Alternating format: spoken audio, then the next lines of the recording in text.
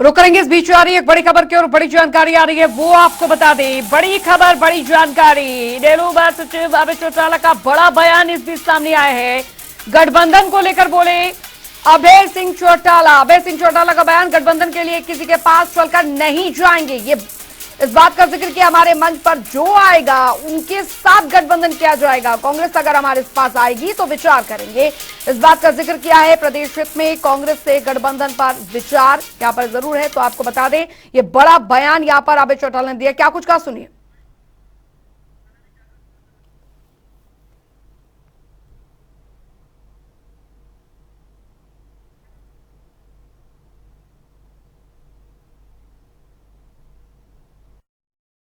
स्पष्ट कर दीजिए कि इनेलो का किस तरीके का स्टैंड है सर। हम किसी के पास चल कर के नहीं जाएंगे। हमारा गठबंधन आपने देखा था, चौधरी देवीलाल जी का जन्म दिवस हमने मनाया फतेहाबाद में, पूरे देश के नेता आए थे।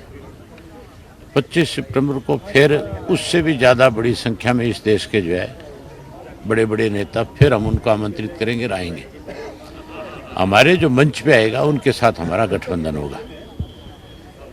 जो कोई हमारे पास चल कर के आएगा, जो बात आप कह रहे हो मैं समझ रहा हूँ कांग्रेस की, कांग्रेस अगर हमारे पास चल कर के आएगी और अगर उसमें प्रदेश के हित की कोई बात करेगी, अपने स्वार्थ की बात करेगी, तो कोई गठबंधन नहीं हो सकता। अगर प्रदेश के हित की कोई बात होगी तो जरूर उस पर विचार करेंगे। Thank you sir. महासचिव अभय चौटाला का इस बात का जिक्र उन्होंने कर दिया है कि देखिए गठबंधन करने से हमें कोई दिक्कत नहीं है, लेकिन जो पार्टी हमारे साथ चलकर हमारे पास आएगी उसके साथ हम करेंगे, जो हमारे साथ मंच पर साथ खड़ा होगा उसके साथ हम आगे बढ़ेंगे, लेकिन हम किसी के पास नहीं जाएंगे। कांग्रेस अगर हमारे पास आएगी तो इस पर विचार हम करेंगे। प्रदेश हित में कांग्रेस गठबंधन पर विचार जरूर किया जा रहा है। कांग्रेस स्वार्थ की बात करेगी तो गठबंधन नहीं होगा, लेकिन अगर हमारे साथ आकर प्रदेश हित की बात करेगी तो हम उसके लिए तैयार है। तो गठबंधन को लेकर बोले अभय सिंह चौटाला, ये इस वक्त की बड़ी खबर। एक तरफ विपक्ष की एकजुटता, लेकिन उस पर भी एक शर्त जो है वो यहां पर जरूर रखी गई है कि देखिए अगर विपक्ष एकजुटता ठीक है, गठबंधन के लिए ठीक है, लेकिन अगर अन्य पार्टी हमारे साथ खुद चलकर हमारे पास आती है तो फिर तब हम यहां पर गठबंधन करेंगे। स्पर्श संवाददाता हमारे साथ इस बीच जुड़ गए हैं इस खबर पर ज्यादा जानकारी के साथ। स्पर्श, अभय चौटाला का यह बयान कि प्रदेश हित में हम गठबंधन के लिए तैयार हैं किसी भी पार्टी से, लेकिन बशर्त ये कि वो पार्टी खुद हमारे पास चलकर आए। नाम सीधे तौर पर कांग्रेस का लिया।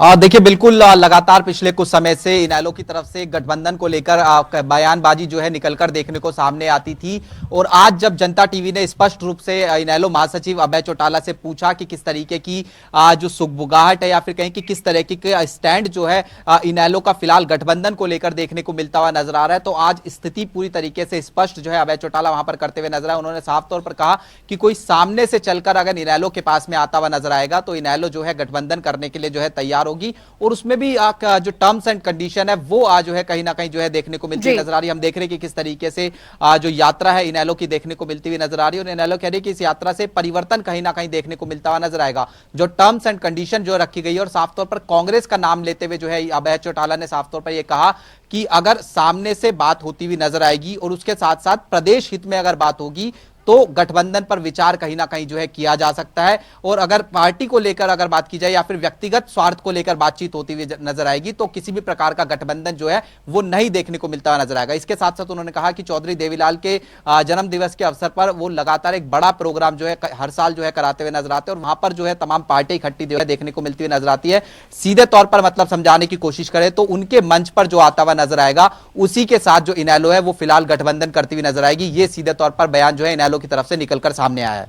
अच्छा, कुछ दिन पहले इनेलो के नफी सिंह राठी का भी बयान सामने आया था गठबंधन को लेकर। उन्होंने इस बात का जिक्र किया था कि बीजेपी जेजेपी को हराने के लिए प्रदेश हित में हम आगे बढ़ेंगे और गठबंधन के लिए तैयार हैं, और उसके ठीक बाद अब अभय चौटाला का भी ये बयान इस बात का जिक्र, इस बात की तस्दीक करता है कि अब बीजेपी जेजेपी के खिलाफ पूरी तरीके से विपक्ष मोर्चेबंदी पर यहां पर उतर आया है।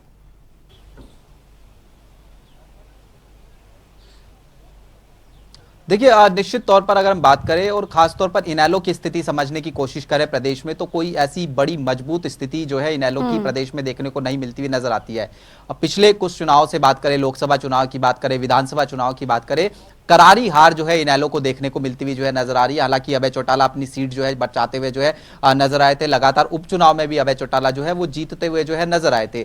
ऐसे में इनेलो क्या आने वाले समय में लोकसभा चुनाव की बात करें या फिर उसके ठीक बाद जो है विधानसभा चुनाव देखने को मिलते हुए नजर आएंगे, तो उसको लेकर लगातार बयानबाजी गठबंधन को लेकर जो है करते हुए नजर आ रही थी। अब वो गठबंधन किससे होता हुआ नजर आता, कई सारी पार्टियां प्रदेश में देखने को मिलती हुई नजर आती हैं। कांग्रेस की बात करें, आम आदमी पार्टी की बात करें, कांग्रेस चूंकि खाटी मुकाबला जो है सीधे तौर पर इनेलो के साथ में देखने को मिलता हुआ नजर आता है, तो उसको लेकर भी कहीं ना कहीं जिस तरीके से उन्होंने कहा कि अगर जो प्रदेश हित में बात करती हुई नजर आएगी कांग्रेस और सामने से चलकर आती हुई नजर आएगी, तो गठबंधन के लिए विचार जो कहीं ना कहीं किया जा सकता है। ऐसे में समझा जा सकता है कि विकल्प जो है कहीं ना कहीं अभी सारे जो है खुले हुए नजर आ रहे हैं लोकसभा चुनाव से पहले, कि प्रदेश में गठबंधन सरकार के खिलाफ किस तरीके से क्या कोई जो गठबंधन है वो देखने को मिलता हुआ नजर आ सकता है। क्योंकि सीधे तौर पर निशाना जो अभय चौटाला है, इनेलो है, वो जो जेजेपी है उस पर भी साधती हुई नजर आती है कि चुनाव से पहले जेजेपी जो है कुछ और स्टैंड लेकर चलती हुई नजर आती है। बिल्कुल बिल्कुल स्पष्ट शुक्रिया इस तमाम जानकारी के लिए। और बीजेपी प्रवक्ता विदु रावल जी हमारे साथ, प्रोफेसर विदु रावल जी हमारे साथ जुड़ गए हैं। स्वागत है सर आपका जनता टीवी पर। धन्यवाद जी। विदु रावल जी, अभी ये ताजा बयान अभय चौटाला का निकलकर सामने आया है कि देखिए गठबंधन हम करने के लिए तैयार हैं बशर्ते कोई हमारे पास आए। सीधे तौर पर कांग्रेस को निमंत्रण तो उन्होंने दे ही दिया है, और ये सब हो रहा है किसको हराने के लिए? बीजेपी जेजेपी को हराने के लिए। अंजलि जी, आप बहुत वरिष्ठ पत्रकार हैं जी। 0 + 0 0 ही होता है।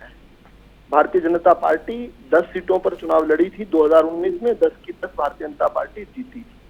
2024 में भी हम 10 सीटों पर तैयारी किए हुए हैं, 10 की 10 सीटों पर भारतीय जनता पार्टी जीतने वाली है। तो कौन कहाँ गठबंधन कर रहा है? जब जनता ने भाजपा के साथ गठबंधन कर लिया, तो ये लोग जो है पिटे हुए मोहरे आपस में क्या गठबंधन करते हैं? जनता को इससे सरोकार नहीं है। प्रदेश की गरीब जनता जो है, प्रदेश की कमाऊ जनता जो है, जो कमेरा वर्ग जो है प्रदेश का, प्रदेश के अंदर अपने मर्जी से, अपनी इच्छा से, स्वतंत्रता से काम करने वाले लोग जो हैं, भ्रष्टाचार विरोधी जो लोग हैं, वो सभी भारतीय जनता पार्टी के साथ हैं। और वो जो है एक बड़ी मेजोरिटी को फॉर्म करते हैं। जब उनका स्नेह, प्रेम और आशीर्वाद इतनी अपार शक्ति के साथ भारतीय जनता पार्टी के साथ है, तो ये लोग कहाँ गठबंधन करते हैं? ये इररिलेवेंट हो जाता है, अप्रासंगिक हो जाता है। केवल चर्चा में रहने के लिए इस प्रकार के बयान जो है वो देते हैं, ताकि लोग भूल ना जाएं कि कोई अभय सिंह चौटाला भी है, कोई कांग्रेस पार्टी भी है, वो भूल ना लोग जाएं। केवल इसलिए इस प्रकार के उटपटांग बयान दिए जाते हैं, ताकि जनता का इनसे कोई सरोकार नहीं है, हरियाणा की जनता का भी नहीं है और भारतीय जनता पार्टी का भी। बिल्कुल बिल्कुल, चलिए जवाब भी ले लेते हैं। हमारे साथ कांग्रेस की तरफ से वेद प्रकाश विद्रोही जी भी जुड़ गए हैं। सर आपका स्वागत है। रजवंत जी हमारे साथ इनेलो की तरफ से जुड़ गए हैं, आपका भी स्वागत है सर। और जाहिर तौर पर अब सवाल यहाँ पर उठ रहे हैं कि आखिरकार ये सब चल क्या रहा है हरियाणा में? इस तरीके की बयानबाजी और वो भी ऐसे समय में जाहिर तौर पर होगी। रजवंत जी, अभय चौटाला का ये बयान कि देखिए पार्टी गठबंधन को तैयार है बशर्ते दूसरी जो पार्टी है हमारे द्वार पर आए, आप ये आमंत्रण दे रहे हैं, ये क्या यहाँ पर क्या स्थिति से स्पष्ट करेंगे?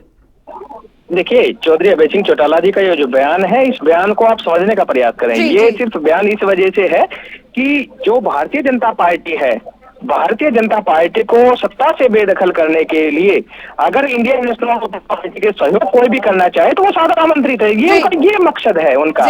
उनमें ये नहीं है कि इंडियन नेशनल दल पार्टी किसी के साथ गठबंधन करने जा रही है। इंडियन नेशनल दल का बिल्कुल क्लियर स्टैंड है कि हमारे पास अगर कोई भी आदमी आता है, चौधरी अभय सिंह चौटाला ने यही तो कहा है कि जो भी पार्टी है जो क्षेत्रीय दलों को नकारने का प्रयास कर रही है, आज उनकी हालत कहां पर है?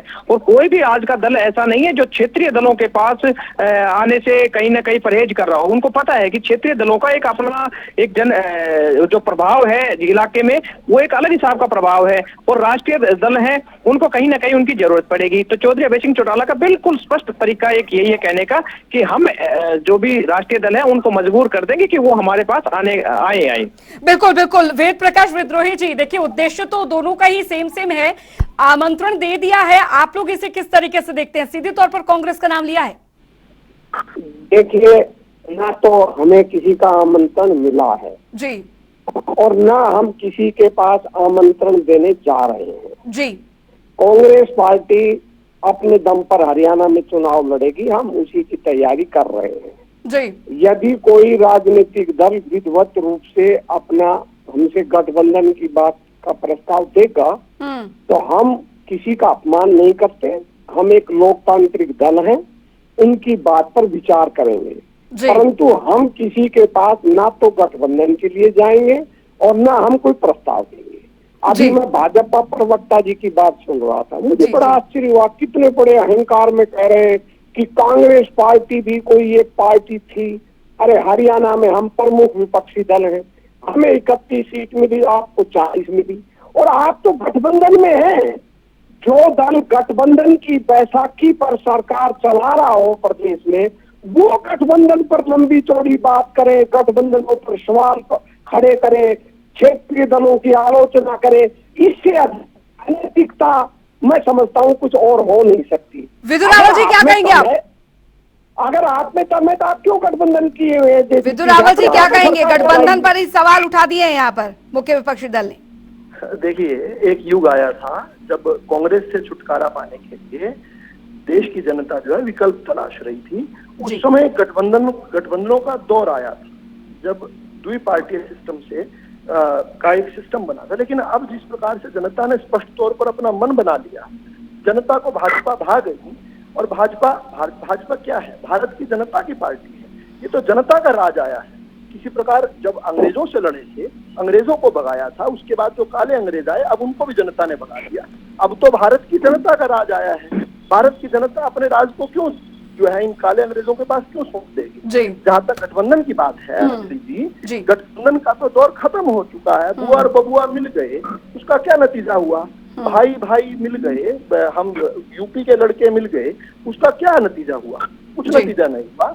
मैं फिर से बात कहता हूँ, 0 + 0 = 0 ही होता है। होलसम इनका 0 ही है। जिस प्रकार से अभी प्रमुख विपक्षी पार्टी की बात करते हैं, हाँ, हरियाणा विधानसभा में है, क्योंकि किसी ना किसी को सीट देनी थी, तो ये भी इनके पास भी कुछ सीटें आ गई निश्चित तौर पर। लेकिन जब लोकसभा का चुनाव था तो पप्पू बेटा दोनों चुनाव लड़े थे। एक सोनीपत से लड़ा था, एक रोहतक से लड़ा था। दोनों की जमानत जब्त हो गई। इनकी जो पूर्व की अध्यक्ष थी शैलजा, वो एक चुनाव छोड़कर चली गई, दूसरे चुनाव में हिम्मत की थी, बड़े रिकॉर्ड वोटों से हारी हैं। इनके जो नेता है रणदीप सुरजेवाला, 1 साल में 2 चुनाव हारने वाला, उन्होंने नया रिकॉर्ड बनाया है। इनके साथ जो है अब जनता नहीं है। चलिए, जनता यहाँ पर तय करेगी कि आखिर किसको यहाँ पर प्रदेश के हित में आगे बढ़ाना है। बहुत बहुत शुक्रिया विदुर जी, वेद प्रकाश विद्रोही जी और रजवंत जी, आपका इस चर्चा में